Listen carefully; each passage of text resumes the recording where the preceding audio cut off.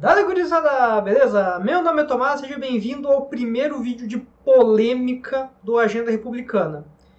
Isso não é um vídeo que eu tinha muita vontade de fazer, mas eu acho que ele vai ser bem necessário para o momento. Acho que eu preciso me posicionar a respeito disso. Eu não pretendo ser um comentarista político, nem falar muito sobre temas atuais, sobre polêmicas do momento, tanto por falta de interesse quanto por falta de agilidade para fazer um vídeo rápido e abordar esse tema enquanto ele é atual, né, antes dele se tornar datado.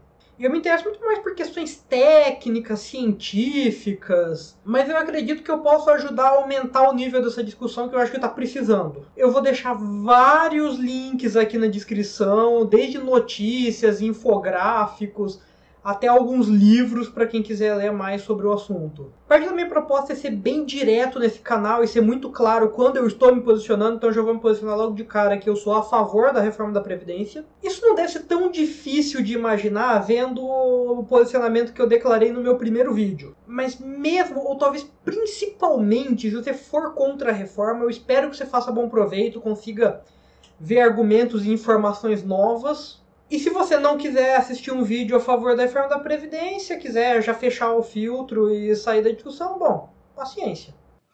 Tudo bem. Fiz o que eu pude.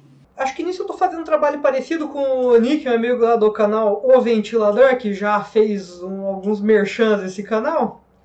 Provavelmente ele não estava tão interessado assim em fazer um vídeo sobre a polêmica do Bebiano, e aqui vocês podem perceber o quanto eu realmente não tenho agilidade para tratar dos temas atuais, porque eu comecei a escrever esse roteiro quando a última polêmica ainda era do Bebiano.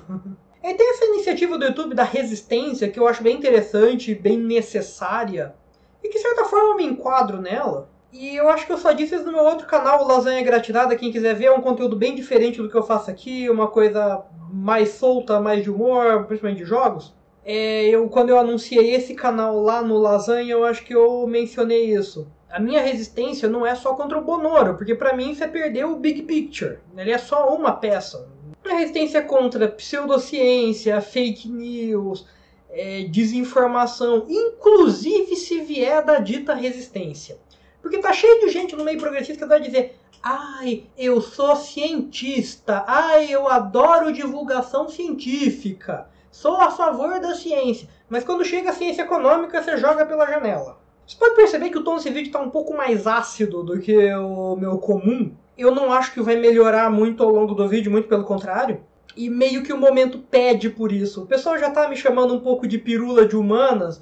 E eu acho que nesse vídeo eu vou honrar tanto porque quase certamente ele vai passar de um pirula de duração, quanto porque vai ter um momento assim um pouco mais exaltado. Bom, vamos ao vídeo propriamente dito. No primeiro momento eu vou tentar ser o mais factual e objetivo possível, mas eu vou intercalar com as minhas opiniões. Eu vou falar de um ponto e já vou opinar, porque eu acho que o vídeo flui melhor desse jeito. Enquanto eu estava escrevendo o roteiro, estava um pouco difícil eu separar as duas coisas e aí a parte das mudanças vai ficar muito com cara de leitura de resumo. Então, para ficar nesse formato mais fluido e mais debate, eu preferi fazer desse jeito. Por mais que não seja o mais objetivo possível. Primeiramente, eu tenho que tratar do grande elefante na sala.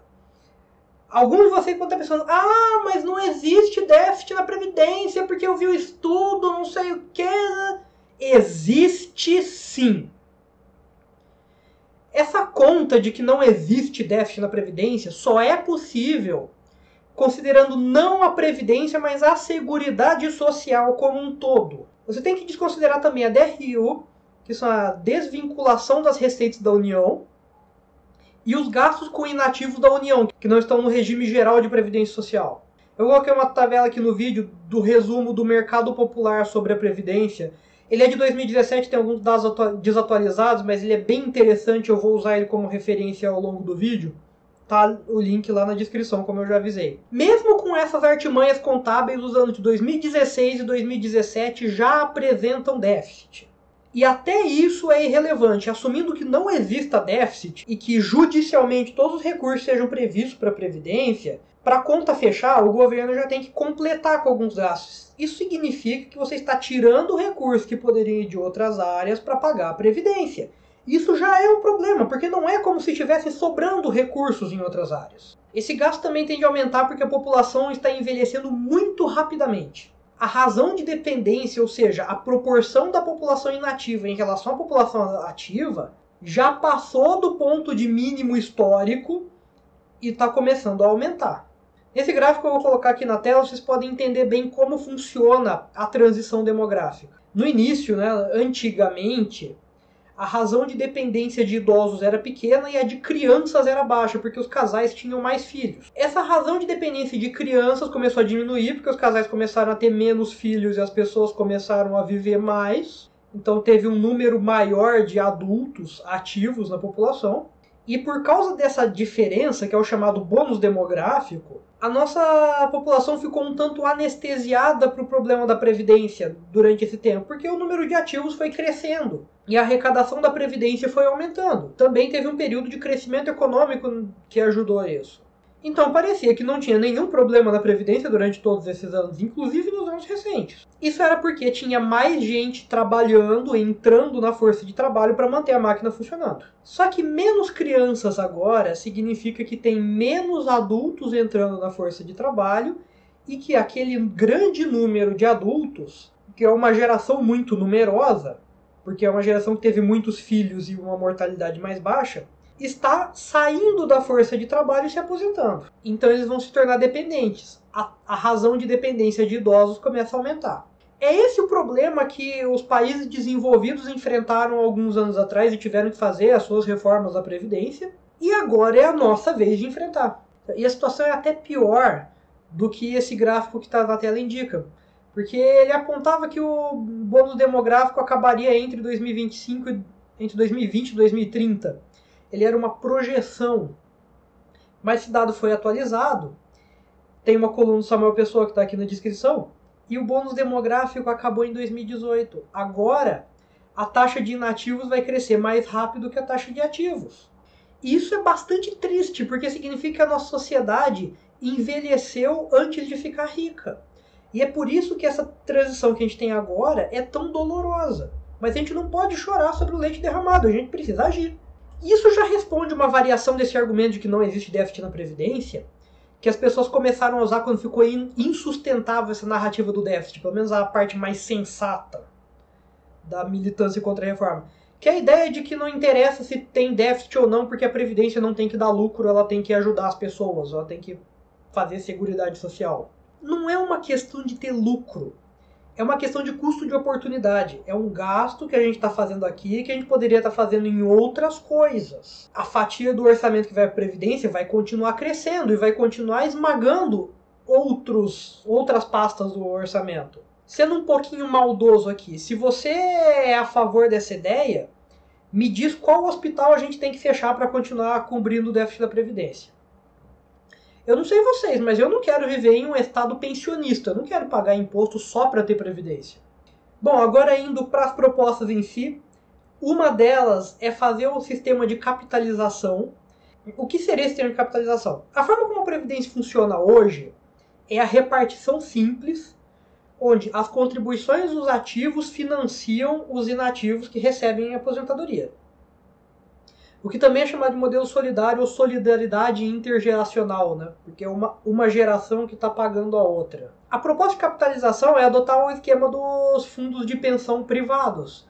Cada um tem a sua conta em um fundo onde ele faz os depósitos, esse dinheiro vai render e ele vai tirar a aposentadoria disso no futuro. Existe uma concepção de que a Previdência só teria déficit porque ela é mal gerida.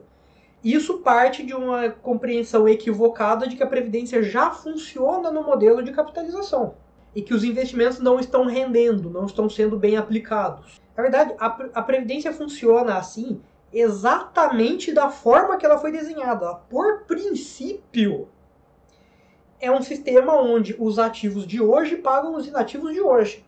E esse modelo de repartição só funciona quando tem um grande número de ativos para financiar os inativos, o que está deixando de ser o caso. Uma vantagem do sistema de repartição é justamente resolver esse desequilíbrio, porque cada beneficiário tem a sua conta, recolhe o seu benefício, investe ele, deixa rendendo e vai extrair sua aposentadoria desses rendimentos, o que é um sistema sustentável. Isso também incentiva a poupança, que é algo bom para a economia como um todo, porque aumenta o investimento, já que esses recursos vão ser direcionados para o investimento, porque é a forma de fazer eles renderem. enquanto o modelo de repartição desestimula a poupança, porque você está usando a renda presente para pagar a renda presente. Não existe essa troca intertemporal de reduzir o consumo presente para aumentar o futuro. Mas isso não significa que a capitalização seja superior ao sistema de repartição em todos os aspectos. Um aspecto negativo desse regime que me faz não ser muito favorável a ele, pelo menos no momento, é a transição de um regime para o outro. Porque você tem pessoas que recebem aposentadoria hoje ou que estão próximas de receber e que você não pode deixar desamparadas, que não tiveram oportunidade de formar esse fundo, elas vão ter que continuar recebendo a aposentadoria. E você tem as pessoas de hoje que vão começar a formar esse fundo. Você não pode pegar a contribuição delas para pagar quem está recebendo hoje, porque você tem que investir. Então isso vai aumentar o gasto e por um período nada desprezível até essa transição estar completa. E também tem o problema de pessoas muito pobres que não conseguiram ter empregos formais por muito tempo, não conseguiram contribuir muito, então elas não conseguiram formar um bom fundo e vão ficar desamparadas. Que é uma crítica que fazem, por exemplo, ao Chile, que adotou o modelo de capitalização. Eu acredito que é necessário garantir um mínimo para essas pessoas, e quem quiser ganhar mais que o mínimo, que forme o seu fundo de aposentadoria. E eu não sou contra, a princípio, ter um fundo de previdência público que concorra com os privados. Para quem quiser uma discussão maior sobre esse assunto, tem um vídeo bem legal do canal do Porquê, que eu já indiquei aqui, que fala só sobre o modelo de capitalização e faz uma comparação com o modelo de repartição. Provavelmente a mudança mais importante nessa reforma é a aplicação de uma idade mínima. O Brasil é um dos poucos países do mundo que não tem uma idade mínima e é possível se aposentar apenas pelo tempo de contribuição. Vocês podem ver nessa figura que a nossa idade de aposentadoria é mais baixa até que a de outros países que têm indicadores socioeconômicos mais ou menos semelhantes aos nossos, como é o caso da Turquia. Isso permite que nós tenhamos pessoas se aposentando em idades relativamente baixas. Um homem que comece a trabalhar aos 20 anos e consiga comprovar tempo de serviço contínuo, consegue se aposentar aos 55 anos, e uma mulher que faz isso consegue se aposentar aos 50. Algo que não é visto praticamente em nenhum outro lugar do mundo. Se você junta isso com os dados de sobrevida que eu vou apresentar mais pra frente no vídeo, você consegue enxergar um problema nisso. Existem pessoas que estão passando mais tempo aposentadas do que trabalhando.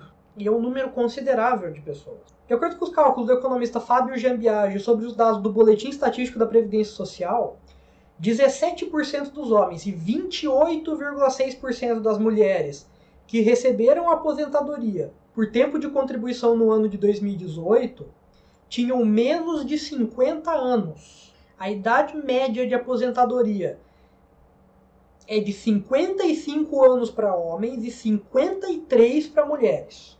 As aposentadorias por tempo de contribuição correspondem a 28% das aposentadorias concedidas em 2018, enquanto as aposentadorias por idade correspondem a 52%. A narrativa de que os mais pobres seriam os maiores afetados por essa medida não se sustenta, porque as pessoas que se aposentam só por tempo de contribuição costumam ser mais ricas, já que elas puderam ter empregos formais, ter uma rotatividade baixa, passar pouco tempo desempregado ou na informalidade e fazer as contribuições, comprovar esse tempo de serviço. E elas puderam contribuir com valores mais altos, então elas retiram valores maiores. A média de aposentadoria por tempo de serviço é de R$ 2.174,96, enquanto a média de aposentadoria por idade é de R$ 1.076,42. Isso significa que pouca coisa vai mudar para as pessoas mais pobres, porque na prática elas já vivem sob o regime de renda mínima. E isso sugere que a Previdência, nos moldes atuais, esteja causando desigualdade. O próximo ponto é o cálculo do benefício, que vai exigir um tempo mínimo de 40 anos de contribuição para conseguir a aposentadoria integral, no caso de benefícios acima de um salário mínimo, já que a Previdência não paga aposentadorias menores que um salário mínimo. Esse é um ponto que causa bastante controvérsia, tem uma probabilidade alta de ser modificado, e eu acho cabível diminuir esse período, já que já existe uma idade mínima. Essa é uma medida que de fato vai ser mais dura sobre os mais pobres, porque como eu disse anteriormente, eles têm menos tempo de serviço Então eles vão ter uma dificuldade maior de conseguir os 40 anos de contribuição para ter a aposentadoria integral. Enquanto uma pessoa que consiga um emprego mais estável ao longo da sua vida produtiva e consiga contribuir, dependendo da idade que ela comece a trabalhar, vai ter tempo de sobra para chegar nessa contribuição antes dos 65 anos. Então, as pessoas mais ricas vão conseguir esse benefício mais cedo, né, na idade mínima ou até antes, enquanto as pessoas mais pobres vão ter que trabalhar além da idade mínima para ter o benefício integral. Eu não tenho dados sobre isso, mas eu acredito também que o impacto na redução de gastos não seria tão maior do que se a gente reduzisse a cláusula para, digamos, 30 anos. Em seguida, tem o estabelecimento de uma idade mínima de 60 anos para a aposentadoria rural e dos professores. Não conheço muito a situação do trabalhador rural para formular uma opinião. Essa mudança parece um tanto irrisória, já que a única diferença é que agora a mulher tem a idade equiparada ao homem, porque o homem já precisava ter uma idade mínima de 60 anos para receber a aposentadoria rural. A bancada ruralista já sinalizou apoio à proposta, então provavelmente isso vai ser aprovado. E quanto aos professores, eu tendo a ser a favor até de que eles entrem no regime geral de previdência, honrando o nome do canal, Agenda Republicana. Vamos tratar os iguais como iguais. O principal argumento é o magistério ser uma atividade insalubre. Mas e as outras atividades insalubres? Por que eles também não têm um sistema especial? Eu vou entrar nesse ponto mais tarde também.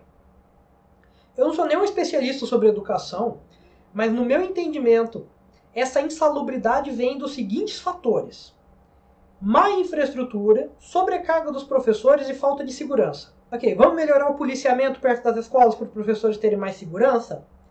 Putz, o dinheiro está lá na Previdência, né? Então vamos contratar mais professores, diminuir a carga horária deles, mantendo o salário, ou seja, aumentar o salário real? Então não vai dar. A gente tem que pagar a Previdência, não dá para aumentar o orçamento da educação. Então reformar as escolas, dar uma infraestrutura melhor. E verdade, tem a Previdência, né?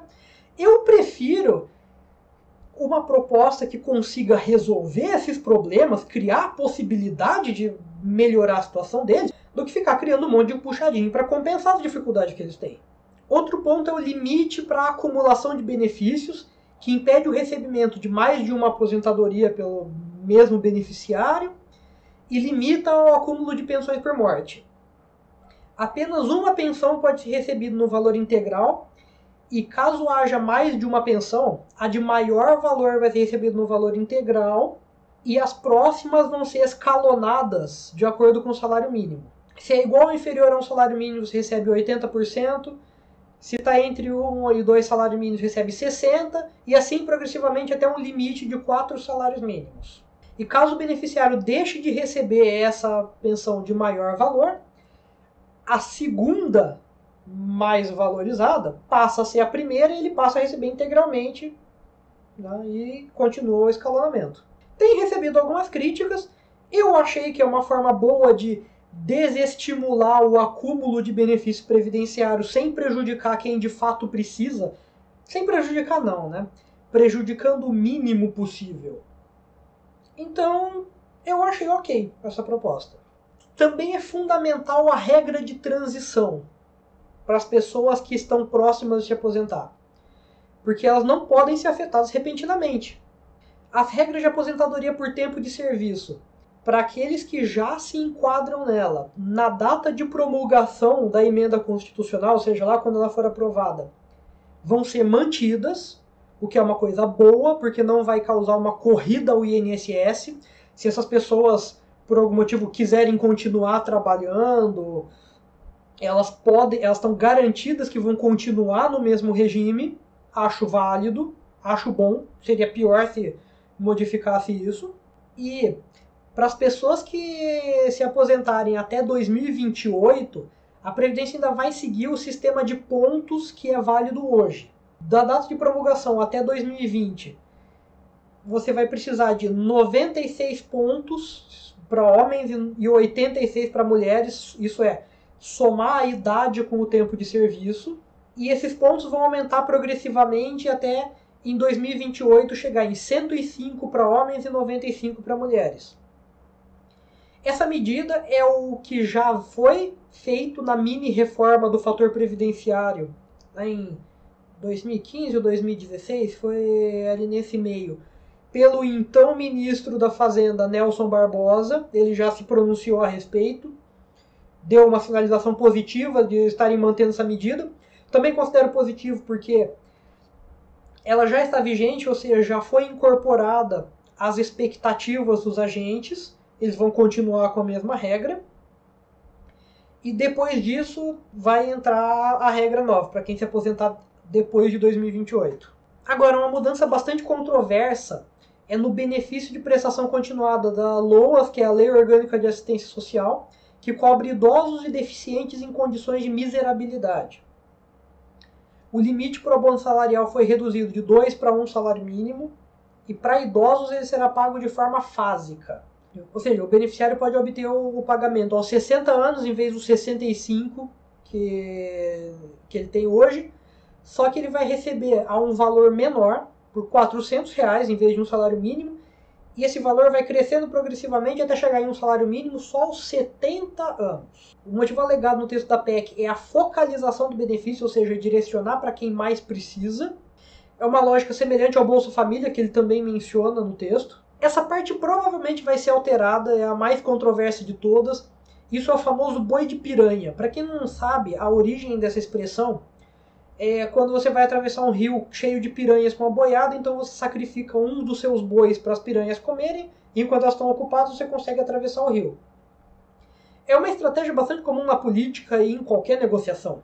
Você faz uma proposta extrema para chocar mesmo, e quando for conveniente você retira essa proposta para mostrar que você é flexível, que você está disposto a negociar, que você está fazendo uma concessão, e faz o resto do texto parecer mais razoável. É sujo? É, mas é assim que as coisas funcionam.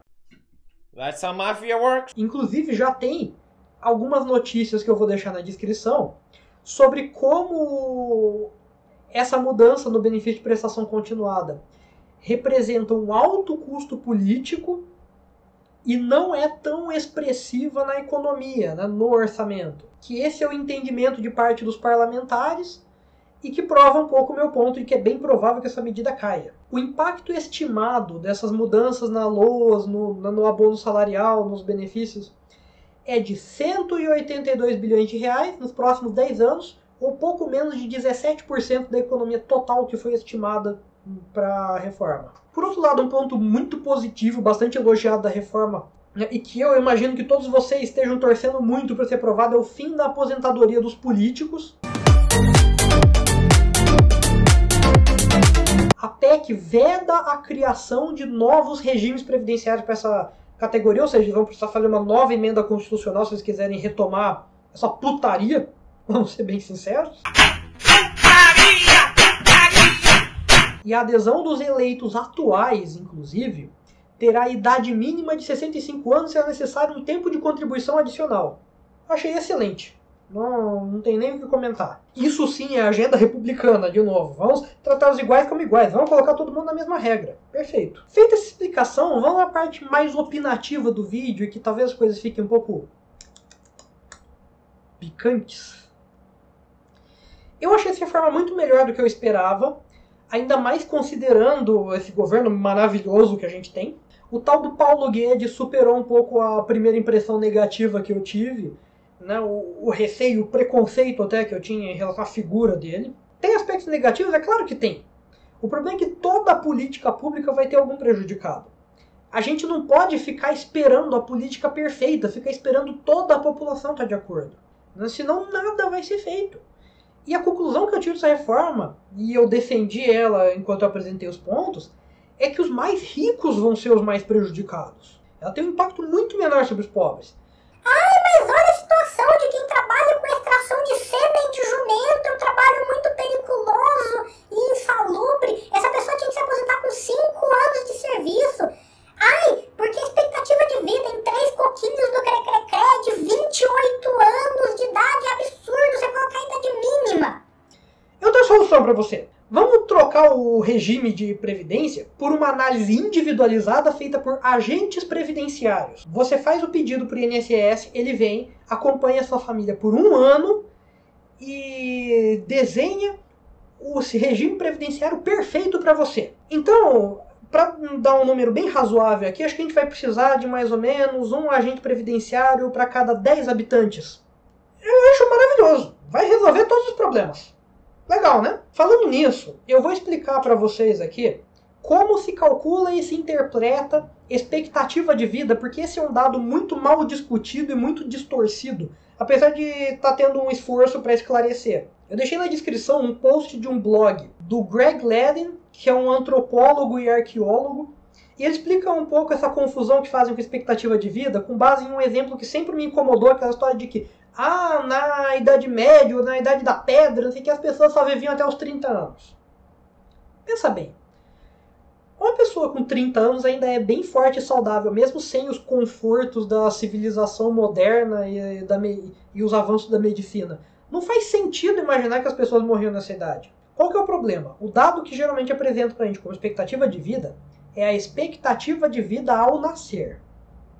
Ela não é uma boa representação do tempo de vida, de quanto tempo as pessoas costumam viver. Eu vou explicar em linhas gerais como esse dado é calculado e qual é o problema dele. Os detalhes técnicos são um pouco complexos e não é necessário entrar nisso para vocês entenderem a ideia que eu quero apresentar. Mas eu deixei um livro na descrição que detalha exatamente como calcular a expectativa de vida.